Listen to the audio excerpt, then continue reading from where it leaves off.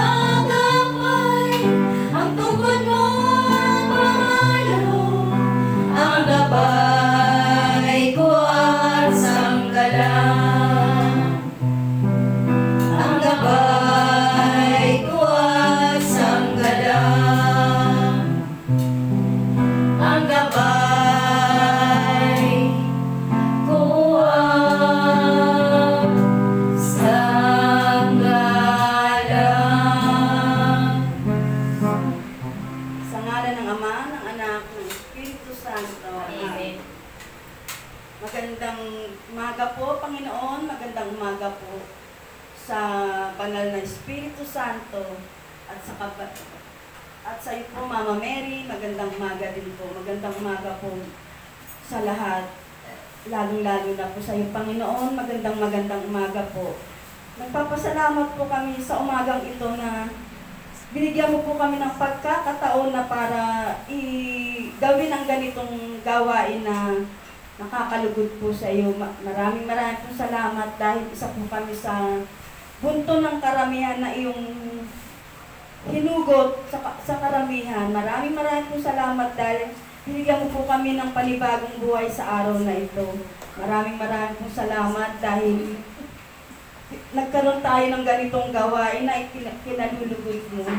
Maraming po salamat sa mga pagsubok, sa mga biyayang na nararanasan po ng bawat isa po sa amin. Maraming po salamat at nalalagpasan po namin yan dahil sa iyong awa at habag po para sa amin. Maraming salamat po Lord dahil nagkaroon ng ganitong gawain na pinagbuklod mo po ang iyong mga anak para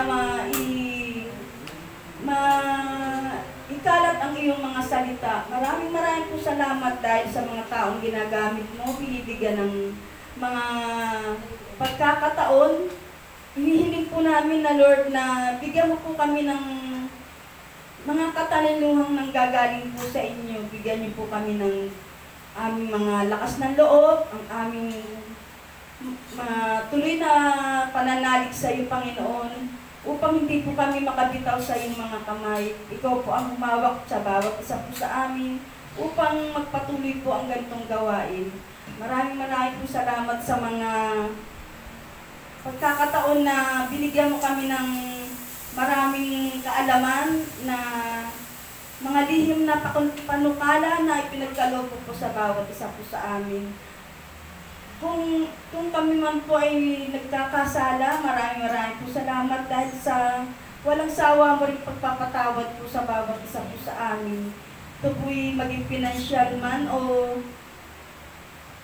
physical, lalong-lalo na po sa aming spiritual. Panginoon, patawarin mo po ang bawat isa po sa amin na hindi po makaiwas na makagawa ng hindi kalugod-lugod sa iyo. Panginoon, maraming po salamat dahil sa mga taong ginagamit mo na tumayo dito sa iyong harapan. Bagamat hindi po wala po kaming karapatan na humarap sa iyong harapan, tumayo sa ganitong gawain, pero nandiyan ka po para gabayan po ang bawat isa po sa amin. At ganun din po sa iyo, Mama Mary. Maraming po salamat sa patuloy na paggabay mo sa bawat isa po sa amin na ikaw po ang liwanag na nagbibigay ng kaliwanagan po sa amin patungo sa iyong anak na si Jesus. Maraming salamat din po sa banal na Espiritu na patuloy po na gumagabay po sa bawat isa po sa amin. Maraming po salamat. At sa mga tao po na hindi pa po makapunta rito, kayo na po, Panginoon, ang mag-alis ng kanilang mga hadlang sa kanilang dadaanan, sa kanilang pamamahay, at sa kanila pong mga kasakitan, Panginoon. Ikaw po ang inaasahan namin na magpapagaling po sa aming lahat. Lalong-lalo na po ang mga wala pong pambili ng gamot, mga nasa ospital po sa ngayon. At nawa, Lord, matapos na rin po ang kasakitan pong kumakalat sa buong mundo po. Ito po sana'y matuldukan na po ng sa gayon po ay marami pa pong taong makalapit po sa iyo upang ipalaganap ang iyong mabuting balita. Panginoon, ito lamang po ang aming samot dalangin na sa matamis mo pong pangalan, Jesus, Jesus, Jesus. Awitin ka po namin, Lord.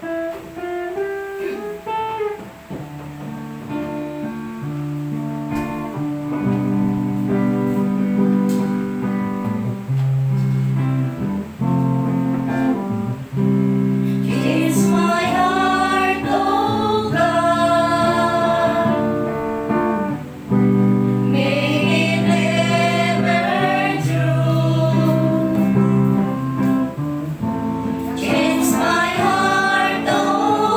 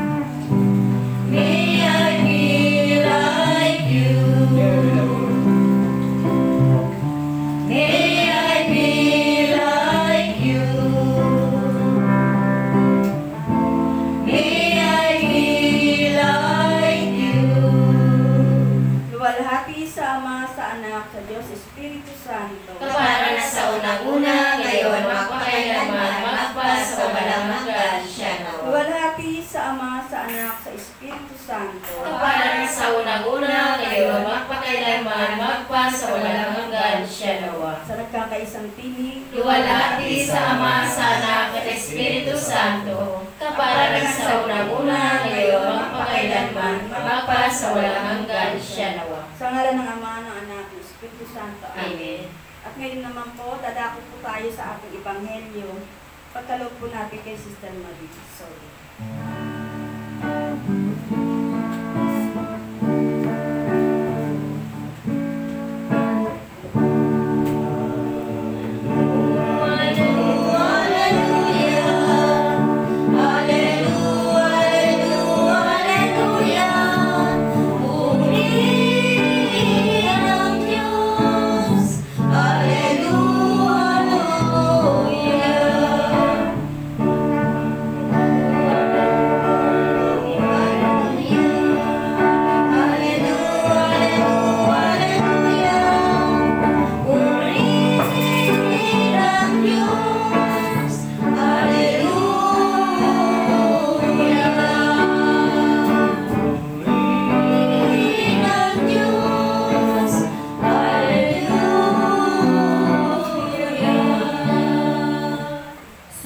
Nawa, pagpapala, pag-ibig ng ating Panginoong Jesucristo, Amen. ang mabuting balita ng kaligtasan ay sa aklat ni San Lucas. Papuri sa iyo, Panginoon.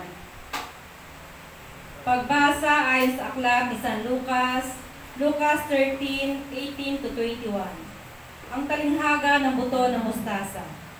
Noong panahong iyon, sinabi ni Jesus, ano ang katulad ng kaharian ng Diyos? Saan ko ito maiahambing?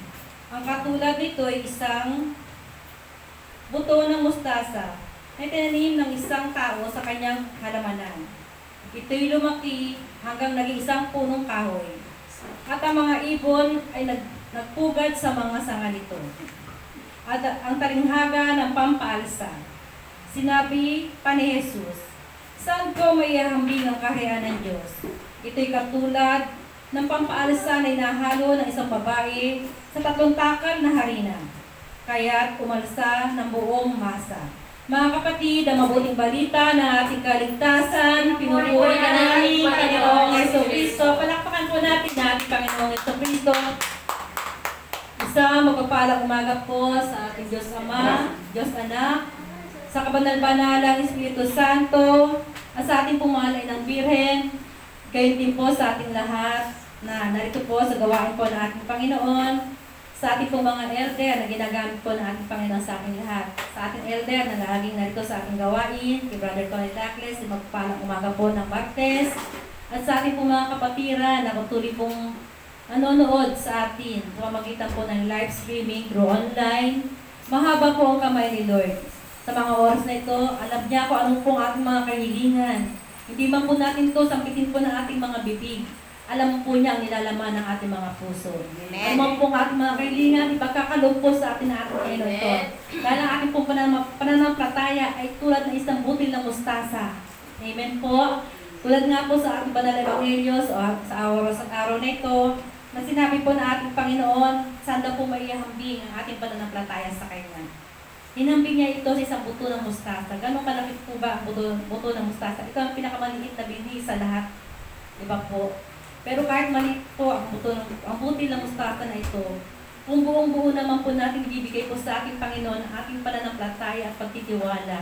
Tunay nga po ang lahat ng bagay ay maaari pong mangyari. Maaari pong magkatotoo. Diba po?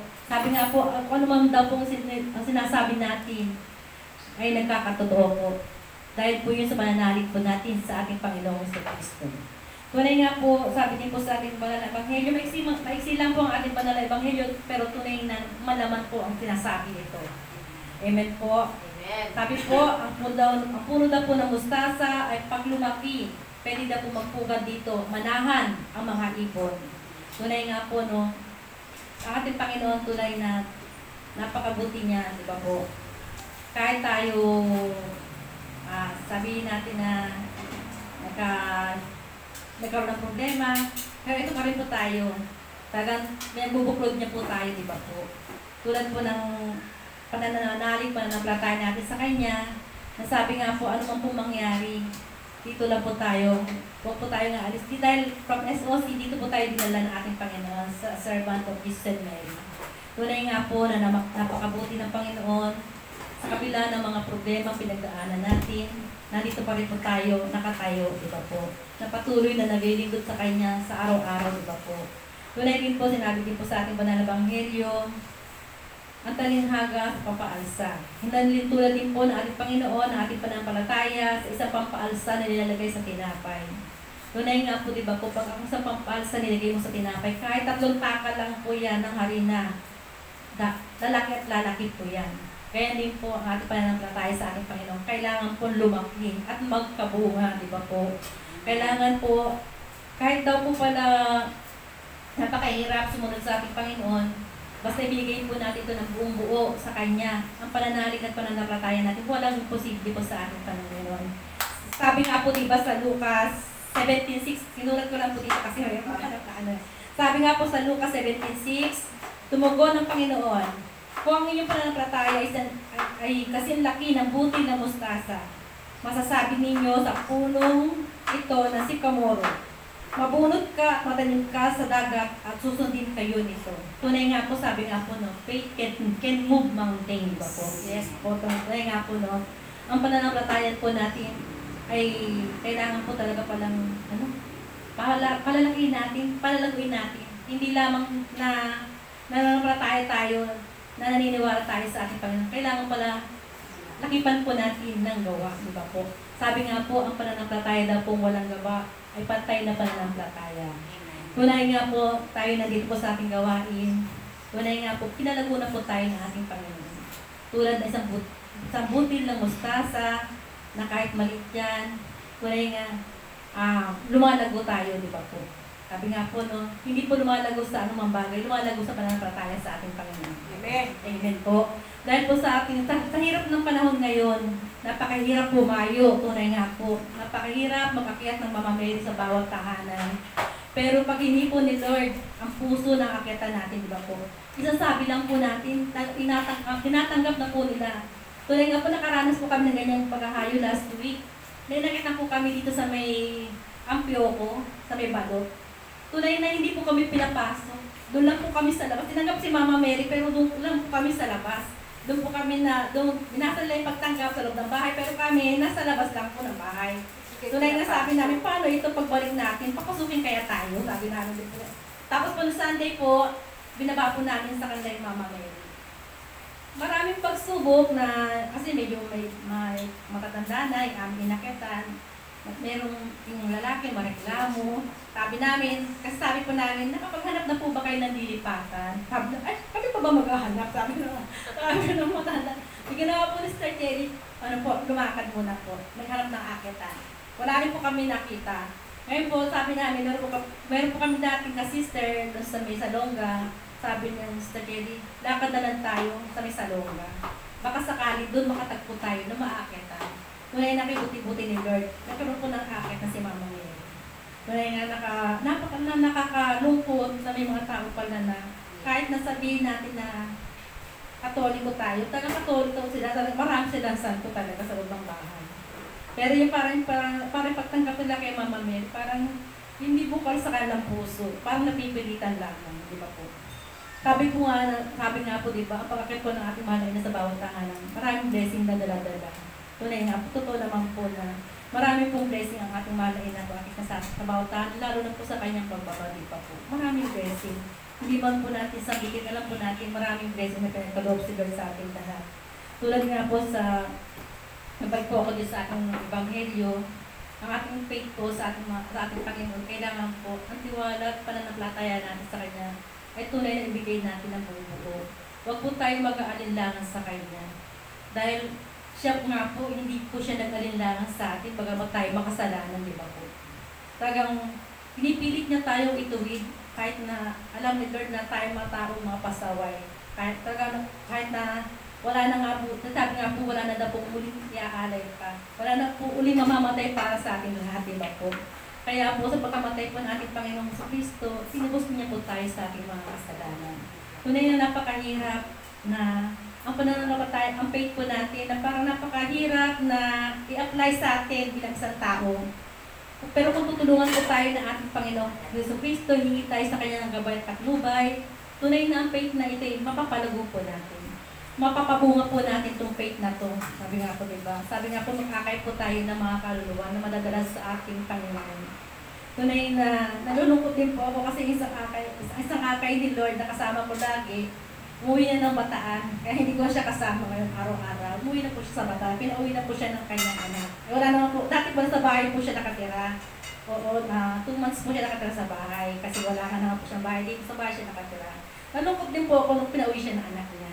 Sabi ko, paano na yan, Kako? Hindi ka na makakahayo, hindi ka na makakatin ng ating gawain. Sabi niya, ko lang magagawa kasi siyempre anak yun po, di ba? Sabi kasi ng anak sa akin, mas komportable daw po sila ng kanilang inayin sa piling nila. Kasi matanda na naman si Nanay Marie, mas komportable kami natin na kasama namin ang aming nanay. Kaysa nakikitira siya kung paano tayong tahanan. Tunay nga naman na masarap na tayong mga anak, kinakalingan natin ating mga magulang. Tunay na pinagpaala daw po ang mga anak na kumakalinga sa kanyang magulang. Amen po, palakpakan po natin ang Panginoon. Tunay nga po sa ating pananampalataya sa ating Panginoon. Dati nga po, daw po sa isang paladero, di ba po? Di ba po, pag nagmasa sila ng harina, tunay na yung ganong kalaki, lumalaki, di ba po? Tunay nga na pananampalataya natin kay Lord, kailangan daw po nating palaguin, pagyamanin. Huwag lang tayo, doon po sa ating gawain po, hindi po kailangan nakaupo lang tayo. Dadating ang oras at panahon na tatayo tayo, na magkasalita din po tayo sa kalagitnaan. Kaya po, sabi nga po, pag daw tayo, tinawag po tayo ng ating Panginoon, pag hindi man po tayo handa, huwag na po tayong huwag po tayo aatras. Kailangan lagi po tayong pasulong sa paglilingkod sa ating Panginoon. Di ba po? No regret, no surrender daw po, di ba? Kailangan sa paglilingkod natin sa ating Panginoon, huwag tayong susuko. Magkapag mahirap maglingkod sa ating Panginoon.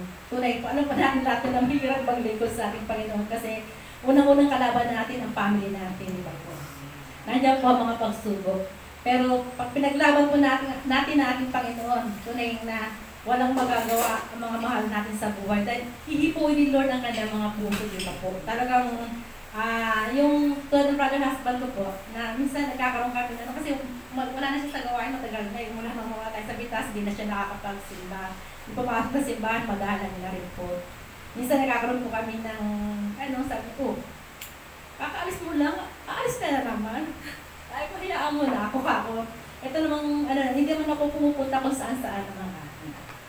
Ang ginagawa, ito naman Kako, alam naman natin, kahit ikaw alam mo, Kako, diyan po hiningi ang trabaho mo kay Lord. Pinagkaloob ni Lord sa'yo ang trabaho na yan. Kaya Kako, muna akong ino-question kung alis ako na alis, sabi ko gano'n. Pero sabi ko nga ngayon naman po, niya na parang talagang nasanay na siya na wala po minsan sa bahay. Ngayon naman, nasasabi niya sa akin, hindi ka alis. Tatanong niya sa akin, hindi ka alis. Sabi ko, wala kaming hayo ngayon, na-postpone. Sabi ko ganyan. Tunay nga, pag hindi po ni Lord ang puso kalooban natin mga mahal sa buhay, naman ang babago sila, di ba po? Hindi mo po natin sila kayang baguhin, pero si Lord kayang-kaya nilang baguhin. Mga mahal natin sa buhay.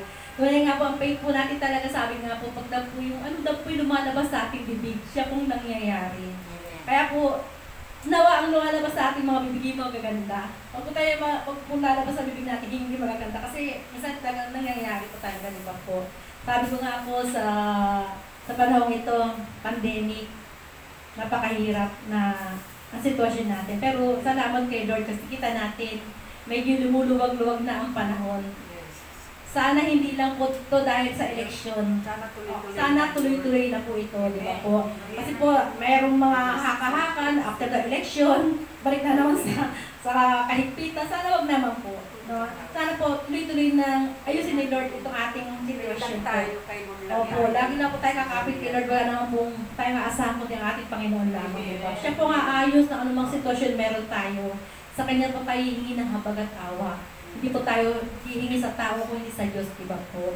Tunay nga po ang sitwasyon natin ngayon, tulad ng paglilingkod natin sa ating Panginoon.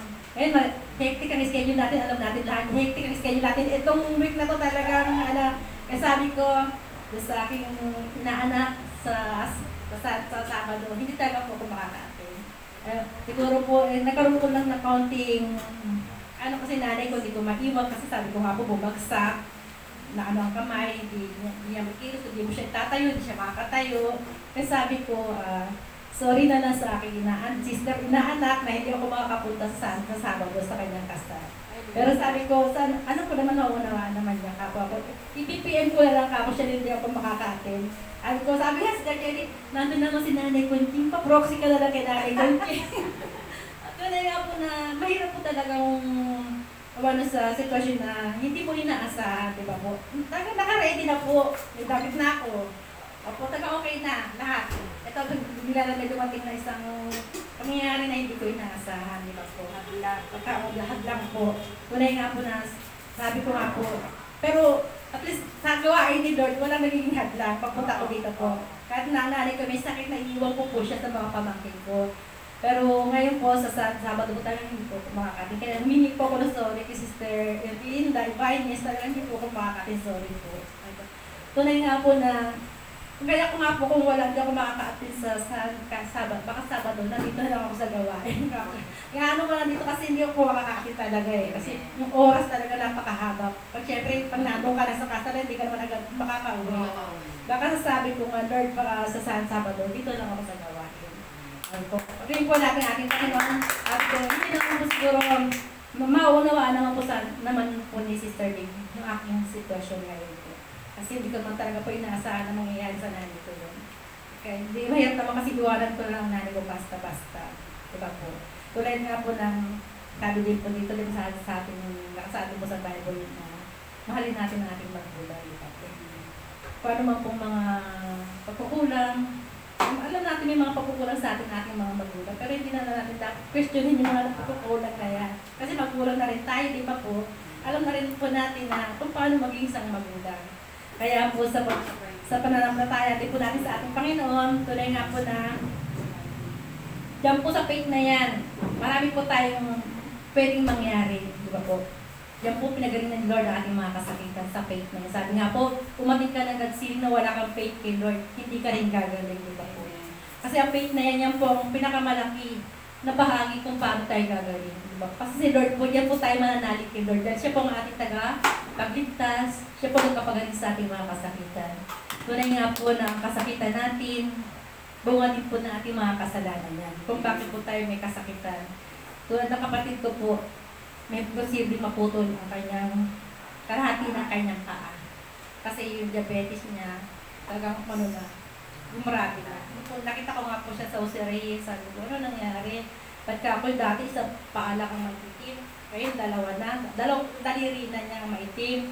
Pero hindi ko parang kay Lord na nawa, huwag maputol. Kasi sa sitwasyon niya, maraming pagsubok ang kapatid ko ito. Naloko po siya. Kumuha po sila ng sandang tira, 300,000. Ngayon po, nung nilipat na sila, wala na po yung tao. Yung bahay nakapaglock na. Hindi na po makita yung tao. Natangay na po yung 300,000 niya. Hindi na po nalita. Tapos ngayon, ito naman po na ma-opera siya sa pasabi ko, Lord, ang dami namang pagsubok na kapatid ko. Mula sa pagkawala ng pera, ito ngayon sa hospital siya, operahan siya. Maaaring mawala yung dalawang daliri ng paa niya. Pero sabi ko, alam po, Lord, gagawa ka ng paraan na yung taon na yan naglubog ko sa kapatid ko. Hihipuin mo ang puso niya. Na ibabalik niya ang pera ng kapatid ko. Kasi 300,000, di basta-basta po. Hindi naman yung 300 pesos, 300,000 po. Kaya sabi ko, Lord, hihipuin mo ang tao. Hindi man namin siya nakikita. Ikaw, Lord, alam mo kung nasan siya. Kung saan siya naroon. Kaya nga, yun na lang, Lord, sabi ko, hihipuin mo ang puso ng tao niya. Ang laki po ng pera. Siguro, yung kapatid ko kaya naging na rin po yung sakit niya, na-depress na rin po siya. Tapos mapuputulan pa siya ng daliri, lalo po depressed po siya, diba po? Kaya sabi ko, Lord, bigay mo ng kalakasan ng kapatid ko. Alam ko, na nakikita ko sa kapatid ko na hinang-hina na po talaga siya. Sabi niya, pagod na ako, ayoko na. Yun sinasabi niya po. Ayoko na, pagod na ako, ayoko na. Pero sabi ko, huwag ka sumuko. Tagang laban lang tayo, manalig tayo sa Diyos kasi ang Diyos ang magbibigay sa akin. Ikaw, siya si Lord ang mag-opera. Alam ko si Lord ang mag-oopera ng kanyang mga paa. At hindi hayaan ni Lord na maputol lahat ng paa niya. Kasi ang balita, puputulin na ito. Ano nangyari pag pinutol na isang paa? Para naman napakaano na, di ba po? naloko na, naputulan pa ng paa, diba po? Kaya sabi ko, Lord, ikaw po gumawa ng paraan. Ikaw pong mag-opera sa kapatid ko. Nananalig na ng palataya po ako na kiniklaim ko na daliri lang ang puputulin sa kanya, hindi ang kanyang mga paa. Ayun po ba? Kasi po yan po taga ang faith ko na talaga sinataas ko kay Lord na hindi po ako dating na nagti-3 o'clock, naibalik ko na po yan pag 3 o'clock yan dahil sa kapatid ko. Ayun po. Kahit na nakatayo po ako, kasi may alaga din po akong apo, kahit nakatayo ako, nag-uupasa na po. Alas ko na nakilang ng araw, nagbigalig. Hindi ko alam kung paano patatahanin. Kaya siya sa Bulacan po eh. Niluwas ng anak ko kahapon, nagulat ako, bilang niluwas, kaya Bulacan. Sabi ko, paano pa ako yun? Meron akong matanda, may bata ako kayo naalagaan. At kung alas 3, nagbigalig, siguro hinahanap yung magulang nanay niya.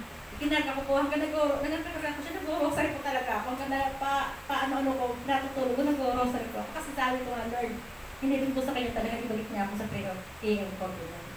Kasi alam ko, sa 3 AM Covenant, maraming iba lang ginagawa ang ating Panginoong Iso. Kung palakpakan po natin Panginoong Iso Cristo, yung lamang po sa magpapalang umaga po sa ating lahat. Ngayon po, tawagan na po natin ang ating gagamitin po ng ating Panginoon. Magbibigay po topic sa ating sa araw na itong ating pong elder, brother Tony Douglas po. Palakpakan po natin ang ating Panginoon.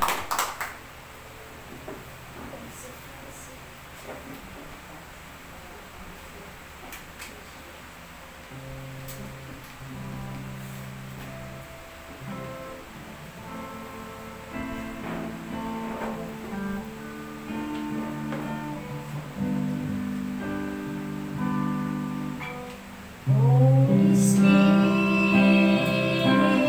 come, make my ears to hear, make my eyes to see, make my mouth to speak, make my heart to sing, make my hands to reach up and touch the worthy your love.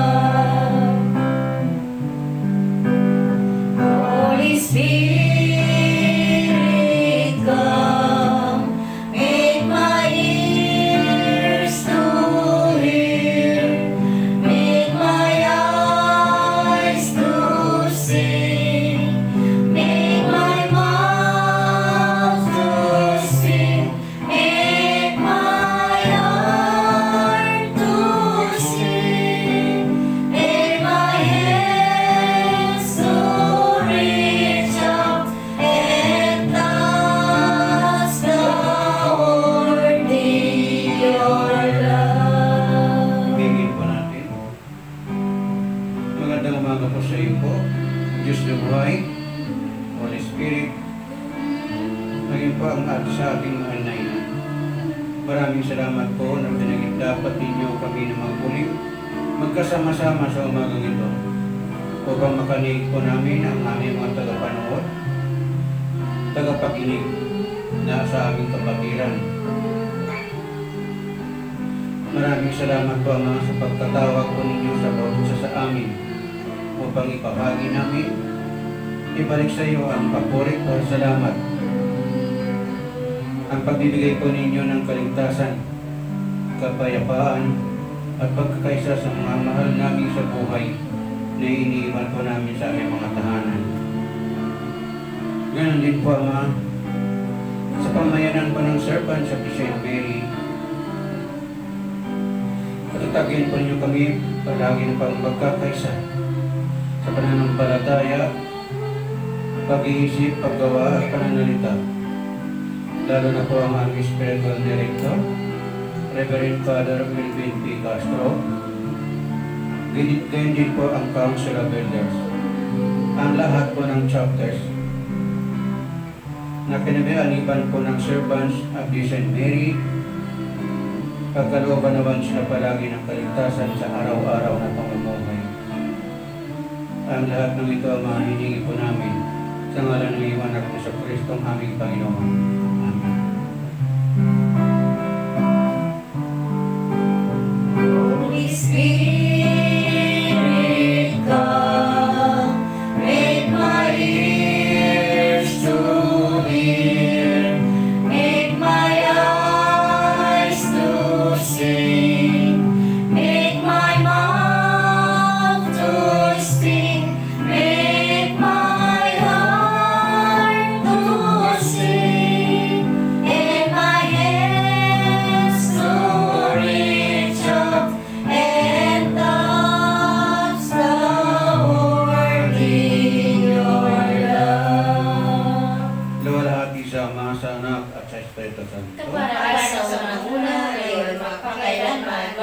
sa walang hanggan siya nawa. Sa ngalan ng Ama, ng Anak at ng Espiritu Santo. Amen. Una, isang mapagpalang umaga po sa lahat ng ating mga taga-subaybay. Kumusta po kayo? Marhay nga Banggi, Sister Eileen San Andres, na nasa Canada. Naibag na bigat, Sister Nika Pasikulan, ng Cavigaraw Chapter. Mayapa abaki kayo, Sister Esther Acosta Pinida. Dakala salamat. Magandang umaga po, Sister Marie Custodio ng Batangas Chapter. Kumusta po sila? Engineer Jaime Abasolo ng Alin, Northern Samar, maupay ng aga. Sister Maria Amli, Tacloban City, Loyal Viewers. Brother Peter Junior Arais, Apeligan City, mayong buntag kanimo brad. Tagal salamat sa imong pagtanaw sa among Facebook, sa SG My God Ceiling, Matagadlaw. God bless you, brad. Cavite Chapter, San Mateo Montalban, Manila. God bless po. Sa ating ebanghelyo na ating pong napakinggan kanina, tungkol sa dalawang talinghaga, tungkol sa butil ng mustasa at ang libadurang pampaalsa. Na kung saan ito po ay naghahalimbawa kung paano tayo, paano ihahambing ng Diyos ang kaharian ng langit. Ang mustasa ay pinakamaliit na buto. Sinabi niya na magkaroon man lang tayo ng kabuti ng pananampalataya, kabuti ng buto ng mustasa, tayo po ay maituturing na anak ng Diyos. At gayon din po ang libadura kung saan ginagamit po ito sa paggawa ng tinapay para ito umalsa. Pag mayroon tayo, gumamit tayo nito, nakakatiyak tayo na lalago ang ating pananampalataya. Kaya sinabi ng ating Ebanghelyo kanina, kung mananatili tayo kay Jesucristo na ating tagapagligtas, na nagbibigay ng buhay na walang hanggan, nakakatiyak tayo na tayo nga ay mga anak ng Diyos. Amen. Ang anak ng Diyos na tinutukoy po natin ay ang tinalakay natin dito noong Martes, kaya idinudugtong po natin ngayon ang ating pong usapin tungkol sa bagay na ito. Kung tayo nga ba ay itinuturing natin ang ating sarili, tayo nga ba ay kung tayo mga anak ng Diyos, nakakatiyak ba tayo sa kaligtasan? Sino bang nakakasigurado na? Assured na, ligtas na, taas ang kamay. Kaya po natin tinatalakay ito dahil minsan napapakinggan ko po sa pagpupunta ko sa Divisoria ng kanilang pinagsisigawan. Ang kaligtasan ng tao ay tanggapin si Kristo na tagapagligtas, ligtas na daw tayo. Ganun ba yun? Sa pagpapalawak po ng ating kaalaman sa tungkol sa kaligtasan ng mga anak ng Diyos, may isang katanungan tayong ibabato sa bawat isa na nakikinig, nanonood ngayon. Pag tayo ba'y itinuring na anak ng Diyos, hindi na ba mawawala ang kaligtasan sa ating buhay? Pakinggan naman natin. Upang makatiyak tayo, sapagkat tinuulit-ulit ko dito, tuwing tatayo ako dito, sinasabi ko, minsan, mismo si Pedro, sabi niya, Panginoon, tingnan ninyo, iniwan namin ang lahat at sumunod kami sa inyo. Ngunit sino ang maliligtas? Diba? So naglilingkod ako, sumusunod ako, tumutupad ako, dumadalo ako sa gawain. Ngunit bakit hindi sapat? Sorry po, nakalimutan ko, Sister Esther Viles Nais daw niya magpuri. Sister, kung nais po niyo magpuri ng live, maaari po kayo magtungo sa ating binyo o kaya kahit po via phone patch, maaari po natin magawa ito. Ayon po sa inyong mensahe kanina, salamat po at napili po ninyo ang SGMI kung saan nais po niyo magpuri para sa Diyos. Amen. Okay, patuloy tayo. Pakinggan nawa natin kung tunay nga bang pag tinanggap natin si Kristo at tayo itinuring na anak na ng Diyos, nakakatiyak na tayo sa kaligtasan. Was there an assurance that we are really saved? Ezekiel 18:24. Pero kung ang taong matuwid ay tumigil sa paggawa ng matuwid, magpakasama at gumawa pa ng kasuklang-suklang gaya ng ginagawa ng mga taong masama, patuloy pa rin kaya siyang mabubuhay. Ang salita ng Diyos. Salamat sa Diyos. Ang kasagutan pa, siyempre naman, hindi. Kalilimutan na ang mga ginawa niyang matuwid dahil sa pagtataksil niya sa akin at sa mga ginawa niyang kasalanan, mamamatay siya. Okay? Tandaan ninyo yun. Kung ang tanong natin kanina kung tayo tinuring na anak ng Diyos, ang kaligtasan ba ay hindi na mawawala. Kung kailan tayo tinanggap, kung tumanggap tayo kay Kristo na siyang tagapagligtas, tinanggap mo naman, pero wala ka naman tigil sa paggawa ng masama. Diba? So, ang mga nagtuturo ng ganit kahalintulad na mga na pag nanalig ka, tinanggap ka sa Kristo, tagapagligtas, ligtas ka na, medyo mag-isip-isip muna tayo.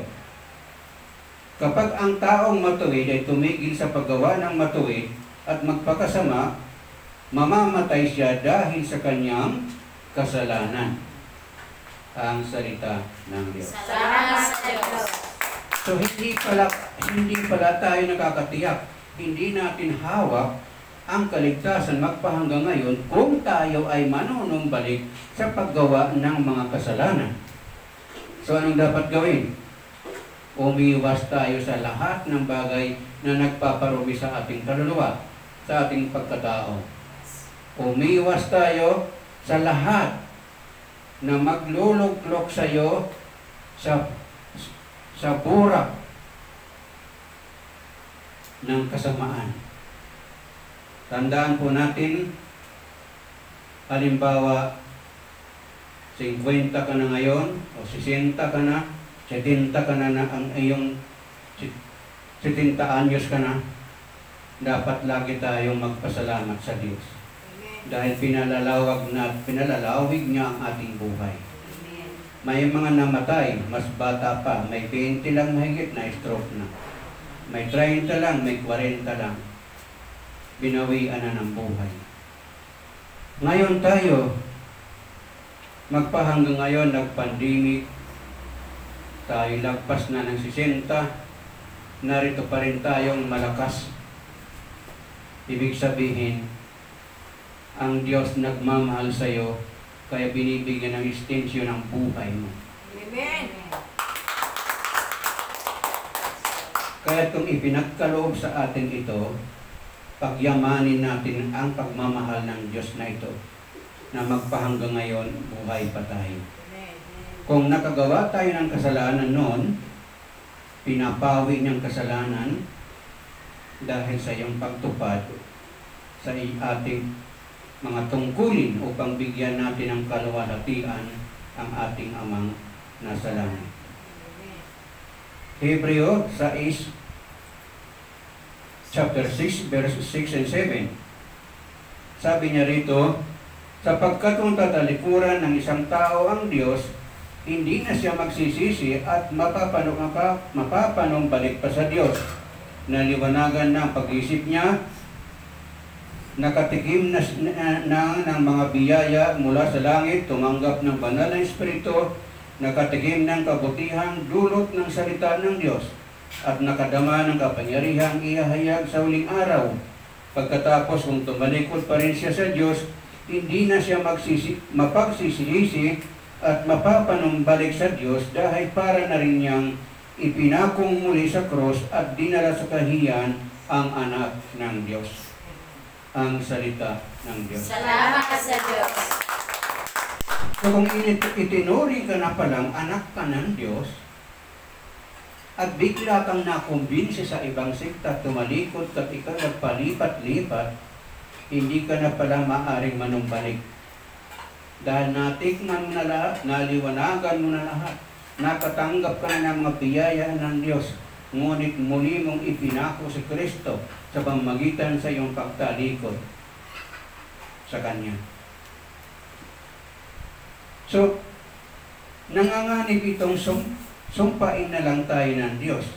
At sa bandang huli ay susunugin tayo sa impyerno. Sapagkat minahal ka, tinubos ka ng Diyos, hindi sa lapeng itinubos sa iyo, kung hindi buhay at dugo ng kanyang anak, upang iligtas ka, ngunit nagpakasama-sama ka pa rin, nanganganib na tayo mapunta sa impyerno. Ayon sa konteksto ng ating talatang binasa po natin, ang taong ito na tumalikod sa Diyos, ibig sabihin ay dati siyang believer at may kaligtasan.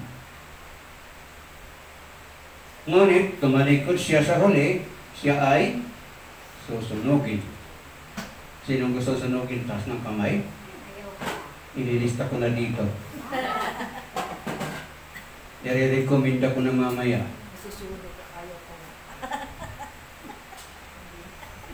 Joke lang po yun. Exodo 32:33. Sumagot ang Panginoon kay Moises, kung sino ang nagkasala sa akin, ang pangalan niya ang buburahin ko sa aklat ko. Ang salita ng Diyos. Ano ba itong aklat ko? Sinasabi niya. Ito yung aklat ng buhay. Una, nung tayo bininyagan at pininyagan ka ng pari at binig ka sa iyong pangalan, binanggit ang iyong pangalan, bubukas ang langit at itatala sa aklat ng buhay ang iyong pangalan. Anong sabi niya? Sumagot ang Panginoon kay Moises, kung sino ang nagkasala sa akin, ang pangalan niya ay buburahin ko sa aklat ko. So mawawala ang kaligtasan ng tao kahit anak ka na ng Diyos, kahit Kristiyano ka, pag ikaw ay nagkasala ng mga karumalduman, kasuplang-suplang kasalanan, meron pala sila doon pambura. Kala ko sa lupa lang mayroong eraser. Meron din pala sa langit. Diba? Tandaan ninyo itong Exodo chapter 32, verse 33, na mayroon pala ang Diyos hawak na eraser. Hindi lang pala dito sa National Bookstore na mayroon noon. Siguro bumili siya bago siya umalis, no? Pang-iris doon sa mga nagkakasala sa musuway. Huwag ninyong kalilimutan ito mga kapatid para tayo makaiwas sa mga bagay na ito. Sayang naman yung ating pinagsakripisyo. Kaya tayo nagaganito hindi lang para sa ating sarili, maging sa ating mga kaabu-abuhan. Until the fourth generation. Pagkatapos buburahin na lang pala yun. Ininabukya na naman tayo lahat. Dahil natukso tayo sa paggawa ng kasalanan. Pansinin natin na ang pangalan ay naisulat sa aklat ng buhay ng Diyos, ngunit maaari parang buburahin ito ayon na rin mismo sa bibig ng Panginoong Diyos. Hindi pa kumisabi niya na, bibig mismo ng Diyos nagwika kay Moises. Siya po ang naghayag dito. Nakita natin na ang pagkakaisa ni na Apostol Pablo at Panginoong Kristo at ng Diyos sa katuruan ay maaaring mawala ang kaligtasan ng isang taong meron na nito kung hindi siya lalakad sa buhay na nais ng Diyos. Ano ba itong buhay na nais ng Diyos? Ito ay buhay na pamumuhay na tayo ay umiwas sa mga immoralidad. Pamumuhay ng matuwid. Lord, nagsisimba naman ako. Dumadalo naman ako sa pagtitipon. Nagdarasal naman ako lagi sa madaling araw. Oo nga, ito yung tupad ginagawa mo ngayon. ngunit hindi ka naman makaiwas sa paggawa ng kasalanan, buburahin nga yung pangalan mo. Sinabi niya, sino mang nagkasala, kung sino mang nagkasala sa akin, ang pangalan niya ay buburahin ko sa aklat ko. Tama? Kung bininyagan ka bilang Kristiyano na itala ang ating pangalan doon sa aklat ng buhay, ito pala'y maaaring mawala. Kaya pala pag nananalangin ka, pag punong-puno tayo ng kasalanan, iyong idinadalangin parang walang nangyayari, hindi tinidinig, hindi natutupad, sapagkat pinura na pala ang iyong pangalan doon.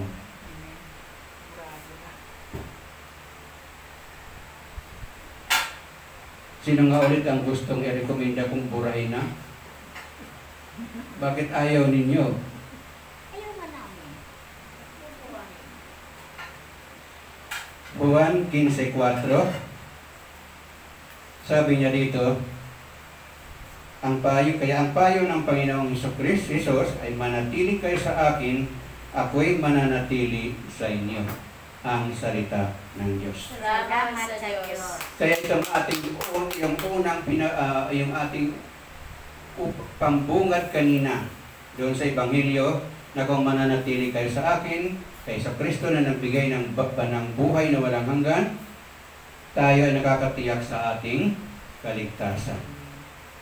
Paano ngayon kung tayo nagkasala? Tiyak na nabuburahin tayo doon. Sapagkat siya mismo may sabi niyan sa 2 Korinto chapter 4 verse 7, sabi niya, kami mga pinagkalooban ng kayamanang espiritual na ito ay hamak nasisidlan lamang ng tulad ng palayok upang ipakilalang ang dakilang kapangyarihan ito ay sa Diyos at hindi sa amin ang salita ng Diyos. Salamat sa Diyos. Bakit hinahambing tayo doon sa palayok? Tayo pala ay parang palayok lamang na ang bininyagan tayo, pag ang naitalaan ang pangalan mo doon, at ikay tinuring na anak ng Diyos, tinanggap ka na bilang anak ng Diyos, ito pala ay nanatili tayo para tayong palayok. Diba yung earthen jar? Ito pala, itong palayok na ito ay pag pinaglutuan natin, pag ito'y nasagi ng matigas na bagay, okay na pukpok, ito'y marupok, ito'y madaling mababasa. Ganon ang tao. Pag tayo nakagawa ng kasalanan, lahat na yon mabubura sa iyo. Sayang yung naka-imbak sa dahil putik tayo. Sinasabi niya, ang palayok ito po ay yari sa putik. Ganon din ang tao, tayo ay hilulma galing sa putik, marupok tayo, madaling mawala ang lahat ng bagay, lalo na po ito mga spiritual na bagay na ipinagkaloob sa atin. Sapagkat ang kapangyarihan ito ay galing sa Kanya at hindi sa atin. So, ang bagay na ating binatalakay ngayon, sapagkat ito ngayong ating pinagpapatuloy, upang matandaan natin kung tayo nga ay tinuring na anak ng Diyos, ano ang dapat na ating gagawin upang manatili tayong anak niya. Hindi tayo maging kaaway. Sapagkat pag itinuring tayong kaaway, ay wala na tayong matatawag na assurance of salvation. Kaya nga ang payo sa ating ng Panginoon sa Kristo, manatili kayo sa akin. So kailangan, lagi si Jesus mismo ang sentro ng ating buhay, sentro ng ating anak buhay, sentro na sa ating bahay, at lahat-lahat na. Hindi sentro lang pag kailangan natin, hindi sentro lang pag tayo sa panganib.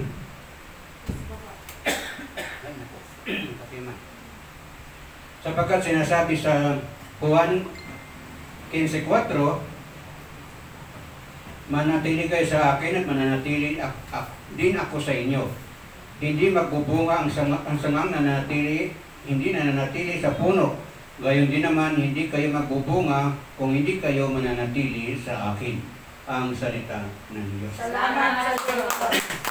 So kung tayo hiwalay sa Kanya, ay malayo tayo sa Kanya, kaya nga sinasabi natin dito noon, dahil ngayon uso na high-tech na tayo, Pag tayo kailangan natin ang Panginoon, kailangan natin ng tulong, kailangan natin iligtas tayo, tatawag lang tayo kaagad sa Kanya. Di ba sabi niya, pagtawag natin, dahil mabilis na makatawag ngayon, ang sagot doon sa cellphone mo, the number you dial is unattended. Kaya pala unattended, dahil pinura na pala yung pangalan mo doon. Hindi ka na pala nag-apunbok. Hindi ka masasagutin. Di ba?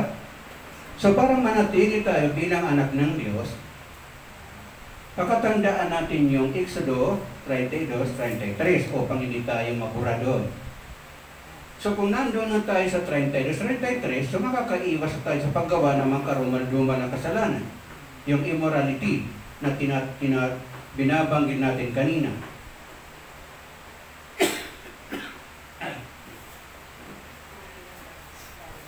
Matatandaan po natin na ang mga bagay na ito, kaya sinasabi sa atin na tayo ay kanyang itinuring na mga anak at hindi na tayo alipin, hindi na tayo kaaway sapagkat nakipag-isa na tayo kay Jesucristo. Paano natin sasabihin yun?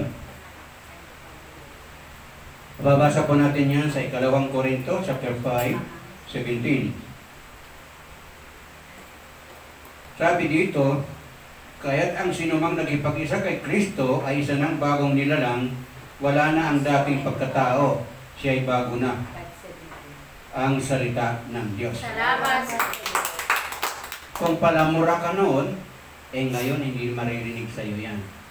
Kung pala-chismis ka noon, ngayon pa alam mo na mag-chismisan na, iwas ka na, lumalayo ka na.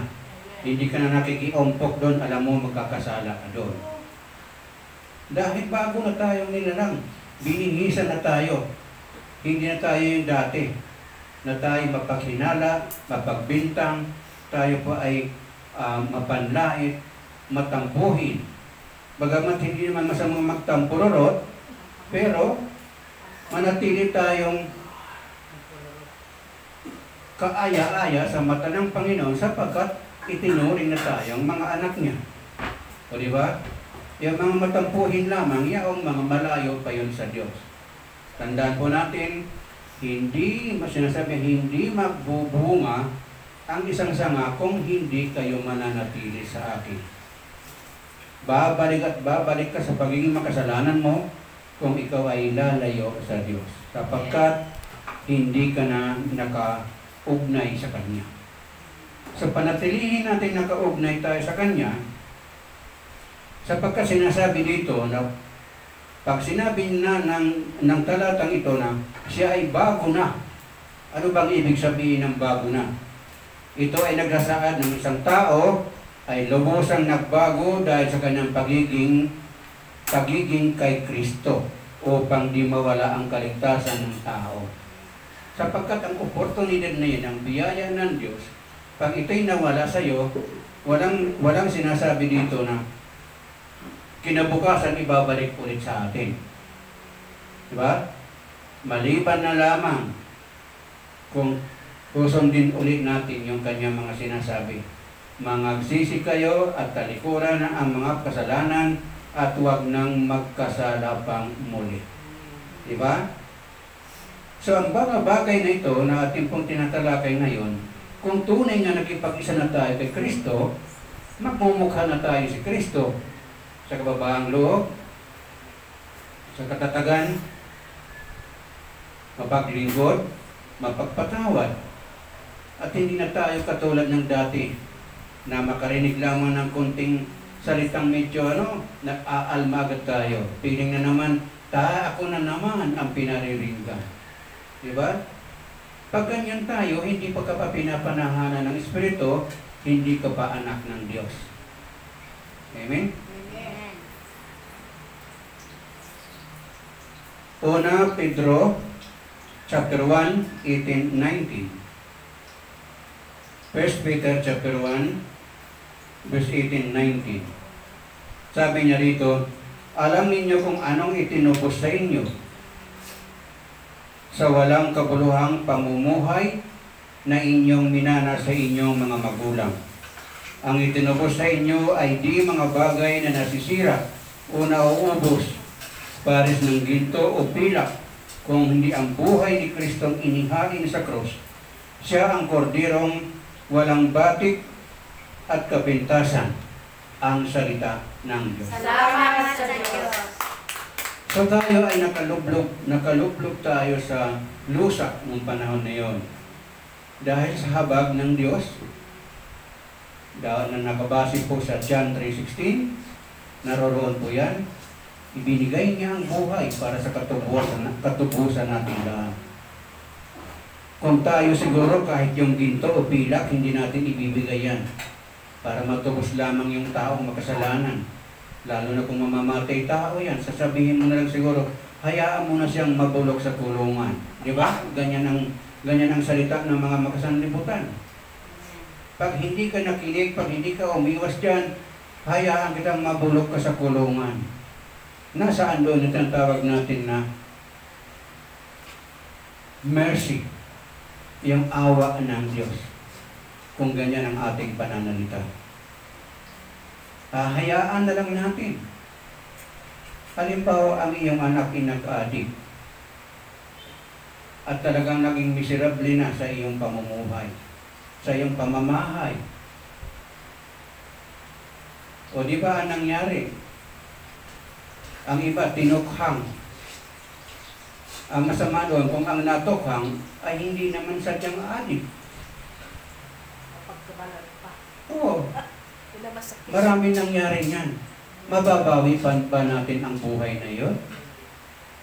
Sapagkat hindi natin pinapahalagahan yung pagkatubos sa atin ni Kristo ng kanyang buhay at dugo ang kanyang itinubos sa bawat makasalanan.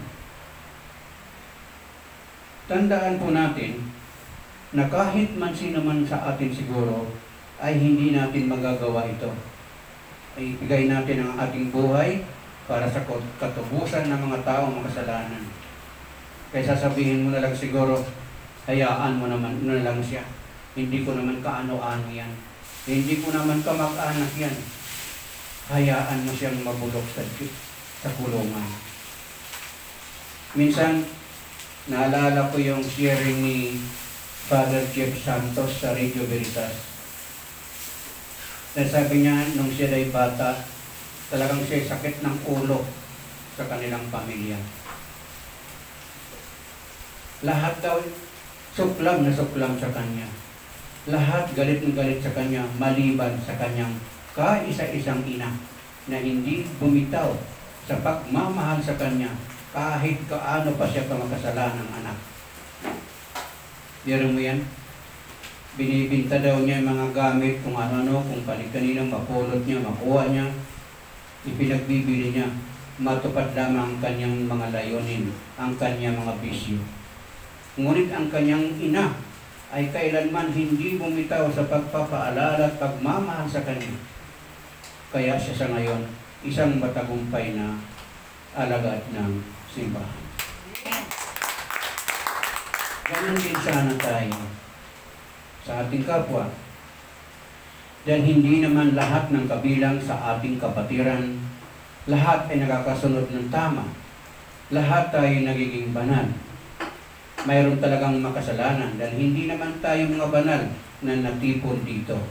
Ang iba sa atin na parito lamang upang magpilit sa pagiging banal. Ngunit tayo ay likas na makasalanan, maya't maya tayo ay magkakasala. Maya't maya tayo susuka ng ating kapwa. Sa paniniwala at pananalig natin, nagagabayan tayo ng Diyos. Paano natin magagawa ito? Hingin natin sa Kanya ang biyayang ito na baguhin tayo.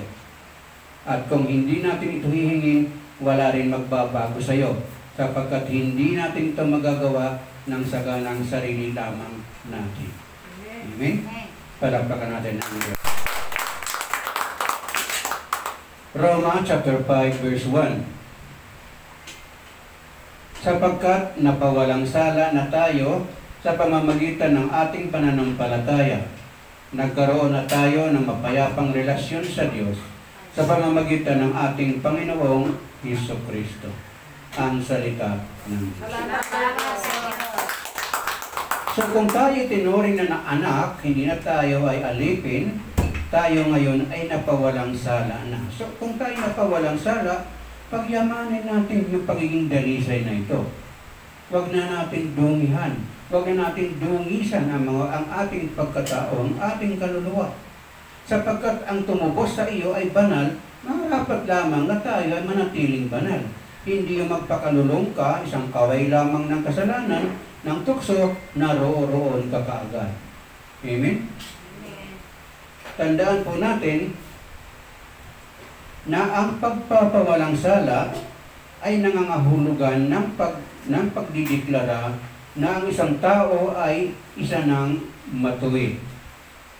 Ang lahat ng tumanggap kay Kristo upang matiyak ang kaligtasan. Pag tayo, hindi lahat ng Kristiyano ay maliligtas. Hindi lahat ng Kristiyano ay matuwid. At ito ay pinangakuan niya tayo na pag tayo'y kanyang iniligtas, ano ba ang kailangan natin gawin?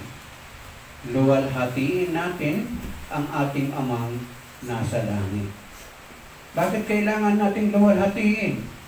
Sapagkat ang kaluwalhatian ng Diyos nung tayo itinuring na anak, tayo ay kanyang binahaginan ng kanyang kaluwalhatian. Binigyan tayo para noon, hindi lang pala ang Diyos.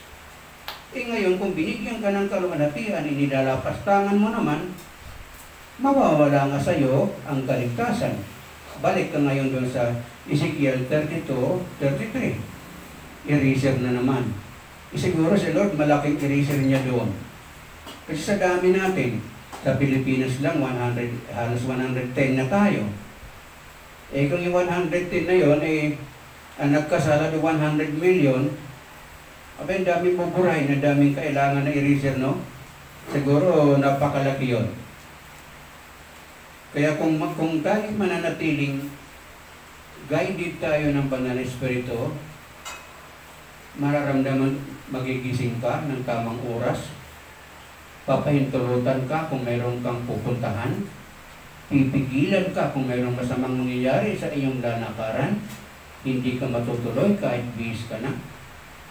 Dahil nandyan ang kanyang pangangalaga ng kanyang Banal na Espiritu, sapagkat nais tayong kanya laging iligtas. Ngunit kung matigas ang masyasya bonto, sugod ka na ng sugod, wala kang pakialam, kapahamakan pala naman ang naghihintay sa dulo. Dahil sa katigasan ng ating tok-tok. Amen? Tandaan po natin, sinasabi, may kasabihan, when you pray, God's listen. Diba? And when you listen, God talks. Diba? Pag nagdadasal tayo, pinapakinggan tayo. Ngunit habang tayo nagdarasal, makinig tayo sa Kanya. And when you believe, God works. Ginagawa niya ang iyong hinihingi. Amen. Pero kung hindi mo ginagawa ang tatlong bagay na ito, sugod ka na ng sugod, abay, walang pangakong ganun. Diba? Kailangan pakinggan natin ano ang nais ng Diyos. Yung kahapon na topic, sabi ganun, paano ko malalaman ang plano ng Diyos? Magkakaugnay po yung ating mga tinatalakay po dito. Hindi ibig sabihin na malakas ka, may pamasahe ka, ligtas ka na lahat. May baon ka, may bisan ka, nakakatiyak ka na ng kaligtasan mo, lalo sa paglalakbay. Minsan, nagbibiyahe tayo. Meron akong kaklase. Katapat ng bahay namin, kamag-anak ko pa.